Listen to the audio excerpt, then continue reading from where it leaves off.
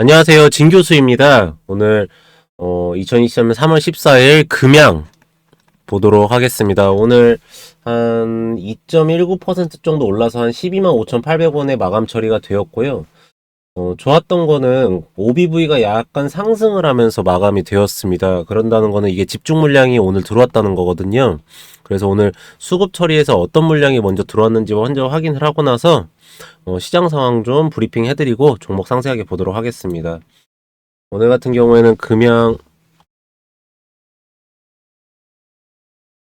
외국인이 17,000 계약 정도 들어왔고, 가장 중요한 키포인트는 지금 연기금이 굉장히 많이 매수를 한다는 겁니다.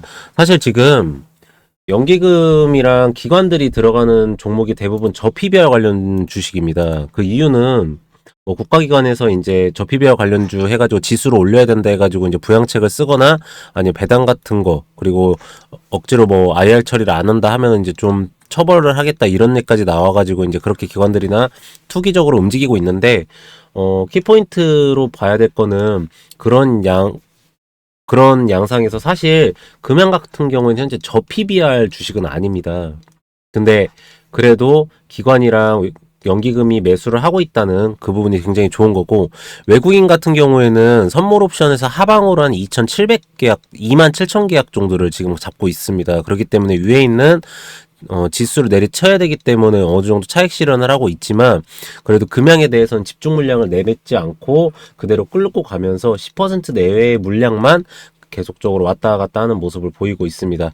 그래서 오늘 시장 상황 전체적으로 어떻게 움직였는지 보도록 하겠습니다. 빅테크 기업들 약세 보이면서 우리 증시도 어느 정도 연동되는 모습을 보였습니다. 연기금의 스튜어드십 코드 개정과 저PBR 주들의 자금 이행으로써 양시장이 엇갈린 하루가 나왔고요. 상대적으로 코스피는 저PBR뿐만 아니라 시총 상위주들 오르면서 상승 종목 수가 많았던 반면에 코스닥은 장막판 반등하면서 하락 종목 1천 종목 이상 나오지 않았어도 하락 종목 수가 굉장히 많은 하루였습니다. 그간에 오르지 않았던 조선이나 기계업종, 그리고 이제 선전한 부분은 굉장히 긍정적이고요. 특히 연기금의 이제 코스터십 코드 가이드라인 개정은 분명 코스피 저PBR에만 구간된다고 볼 수 없는 호재입니다. 외국인은 본인들이 원하는 박스권 최상당 부근이 2718포인트에서 시장 마감을 했습니다. 그래서 전기전자나 철강 서비스 업종 외에 대부분의 제약업종 중심으로 순매수가 들어왔습니다. 내만여의 날 이후 다시 시작되는 증시입니다. 그래서 위와 같은 기업들 계속 집중하면서 새로운 옵션 만기를 좀 잘 헤쳐나가 보도록 하겠습니다. 그렇게 해서 이제 오늘 시장 상황 이렇게 진행이 되었고요. 뭐 아시겠지만 금양 같은 경우는 이 구간에서는 굉장히 제가 항상 매수 구간이라고 말씀을 드리고 있고요. 129,872원 여기 부분이 소위 말하자면은 지지선 형성 구간을 가지고 있습니다. 다른 분들께서는 야 76,000원 여기가 하방 지지선이지 왜 여기가 지지선이야 하는데, 이거는 차트의 핵심도를 모르시니까 그렇게 말씀하시는 거고요. 언제든지 밑에서나 위에서 잡았을 때 역삼각형 수렴 패턴형이 나오는 이런 크로스형 모양의 차트 모양에서는 여기 부분이 모이는 부분이 그 지지선을 형성을 하고요. 거기 부분에 5일선, 11선, 21선, 60일선, 121선이 모이면서 이 부분이 이제 그 매집 물량이 모여있는 구간이기 때문에 이 부분 밑으로는 거의 떨어지는 경우가 적습니다. 뭐 특별히 악재 공시나 이런 게 나왔을 때만 움직이는 거지, 그런 게 특별히 없었을 때는 그런 떨어지는 하방 지지선을 잡고 있기 때문에 이 구간에서는 충분히 매수를 하실 수 있는 구간인 거고요. 여러분들한테 말씀드리는 게 지금 금양 같은 경우에는 오늘은 좀 키포인트 부분을 제가 말씀드리려고 왔습니다. 뭐 뉴스 통해서 이제 많이 보셨을 거예요. 4695 배터리 첫 공개, 업계선 1억세 양상, 글쎄 뭐 이렇게 나왔는데요. 이 배터리에 대해서 잘 모르시는 분들이 계시더라고요. 그래서 한번 그 부분을 짚어드리고 나서 나머지 부분 좀 브리핑 해드리겠습니다. 세계 최대 규모 배터리 산업 전시회 인터배터리 2024가 어제 이제 3월 6일 날짜에 6일부터 이제 3월 8일 날까지 서울 코엑스에서 진행을 했습니다. 그래서 많은 기업들이 참여를 했고, 또 국내 기업들도 저마다 컨퍼런스 콜 아닌 컨퍼런스 콜을 하느라 여념이 없는 가운데 그동안에 이제 시장의 관심사였던 원통형 배터리죠. 그리고 플러스 전고체 배터리. 지금까지 하이리튬 배터리를 이제 다들 사용했는데 전고체 배터리가 나오면은 테슬라의 전기차도 완전히 180도 바뀝니다. 가이드라인이 공개돼 관심주들도 심상찮게 지금 움직이고 있는 상황인데요. 중요한 게 2024 지금 금양이 하고 있는 인터 배터리 그리고 전고체 배터리 정말로 가능할까 이 부분인데요. 최근 삼성 SDI나 LG 에너지 솔루션 많은 배터리 기업들이요 전고체 배터리 양산 시점을 밝힐 상황에서 전고체 배터리 상용화에 대한 의문점이 굉장히 많은 상황입니다. 현재 전고체 배터리의 경우는 1충 충방정식 양극재 수축을 하고 있고요. 팽창에 따른 배터리 내부 공간이 발생을 합니다. 그러니까 전고체 배터리라면 여러분들 그냥 쉽게 말씀드리면요. 크기가 줄어들고요. 무게가 줄어듭니다. 그리고 충전량이 많아져요. 전기차 배터리에서 가장 키포인트는 뭐냐면요. 안 터지고 오래 가고 세 번째 충전 속도가 빨라져야 됩니다. 근데 이거를 다 해결해주는 배터리가 전고체 배터리예요. 전고체 배터리가 되면은요, 충전 속도가 거의 한 5분에서 한 10분 사이로 줄어든다 합니다. 지금까지는 400km에서 500km 가는 게요, 700km에서 800km까지 달린다고 하고요. 안 터집니다. 지금까지 배터리들은 MCNA라고 해가지고요, 망간, 코발트, 니켈, 알루미늄으로 했습니다. 여기서 알루미늄 비중이나 니켈 비중이 틀리면은요, 바로 터집니다. 근데 전고체 배터리는 그런 위험성이 없어요. 그래서 이 세 가지를 키포인트로 잡고 여러분들께서 보셔야 되는 건데, 나트륨 배터리의 경우는 소재, 수급, 가격 등의 장점을 가지고 있고 지속적인 투자가 진행될 것으로 판단이 됩니다. 근데 SK온에서 나트륨 배터리 개소 완료 역시 실제로 완성차 업계에서 적용되는 히스토리가 나와야지 인정받을 수 있을 것으로 판단을 하고 있고요. 리튬형 배터리, 전고체 배터리 등 황화물계 소재가 되고 있는 이 기존 리튬 배터리 있잖아요. 여기는 10배 정도 에너지 밀도가 높으나 충전 방식이 액체에서 고체, 고체에서 액체로 변하는 특성 등 여전히 기술 개발이 필요한 상황이라고 합니다. 그래서 마지막으로 그러면은 이거를 좀 보셔야 되는데, 이거는 뭐 선물거래 가능해진다 이런 거고, 그러면 진짜로 이 기사가 나온 대로 인터 배터리 금양의 3695 배터리 진짜일까요? 금양은 이번에 인터 배터리에서 369 배터리 개발을 완료했다고 소식을 밝혔어요. 근데 시장에서는 여전히 의구심이 굉장히 많은 상황입니다. 과거 금양은 SLM이라는 2차전지 소재 회사를 1,000억 원에 인수를 했습니다. 여기 회사 금양이요.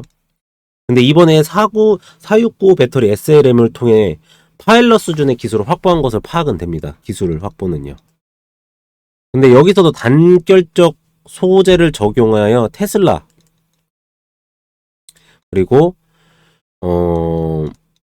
고션의 4680 배터리 대비 높은 성능을 확보했으나 파일럿 단계 수준으로 확인이 됩니다.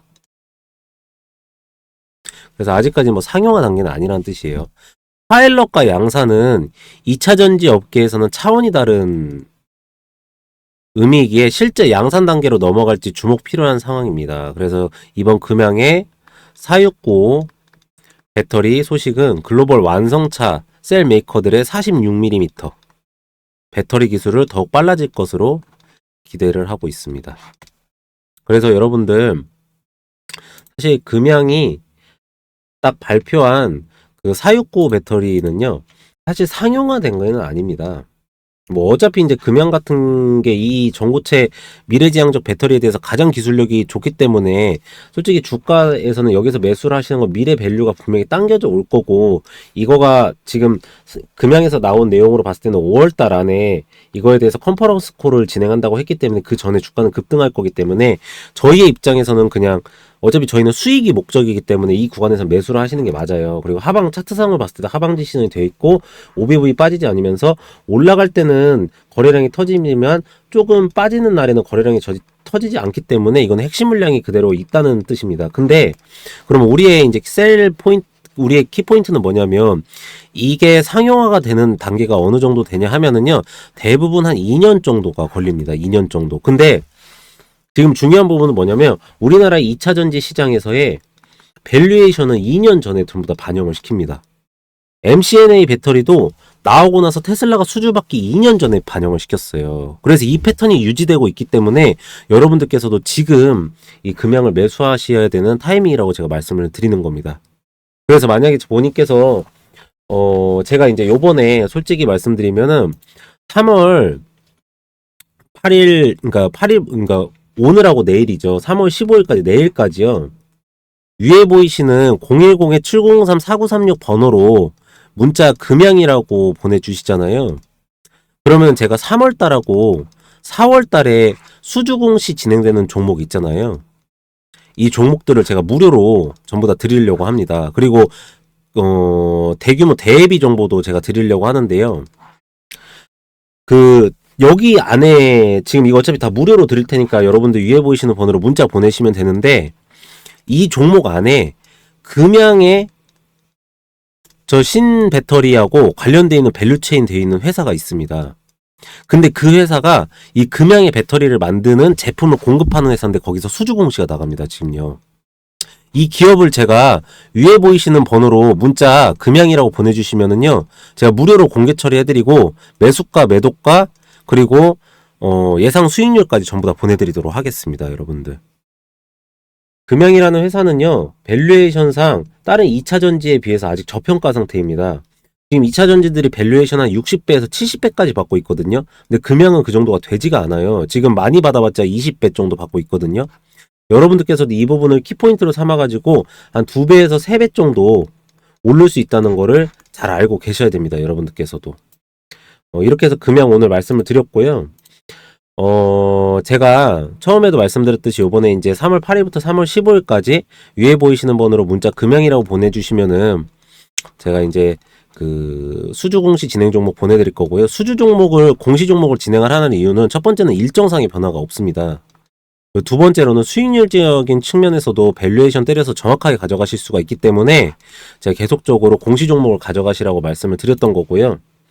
그리고 두 번째로 이제 기술적 분석이나 이런 세력 평단가 계산하는 방법을 저한테 많이들 요청을 하시는데, 이거는 여러분들 위에 보이시는 번호로 문자 금양이라고 넣어주시면은요, 제가 USB나 책으로 해가지고 무료로 발송 처리를 해드리고 있습니다. 와, 양이 너무나도 방대하기 때문에요. 이거를 잘 가지고 가셔야 됩니다. 그래서 본인이 금양 말고도 가지고 계신 기업도 비교하시면서, 제가 아까도 역삼각형 수렴 패턴형에서는 위로 급등하는 양상이 많이 나온다. 그게 왜 그러냐면 OBV나 매집 현상이나 거래 추이나 그리고 기타 법인이 들어왔을 때는 100% 자회선, 이런 얘기를 굉장히 많이 하고 있거든요. 이해가 되셔야 됩니다. 이 얘기가. 그렇기 때문에 이거 보이시는 번호로 문자 보내셔서 받아 가셔가지고 좋은 투자하시기 바랍니다. 금양은 현재 양극재 부분에서의 배터리, 그냥 하이리튬 배터리도 굉장히 잘 나가고 있는 상태이긴 하지만, 여기서 이제 신 배터리 나오면서 밸류에이션을 다시 한번 재평가를 받아야 되는 상태입니다. 그러시니까 이거에 대한 거는 제가 매도하는 순간까지 말씀을 드릴 테니까 가져가셨다가 좋은 수익으로 마무리를 하도록 하겠습니다. 네, 감사합니다.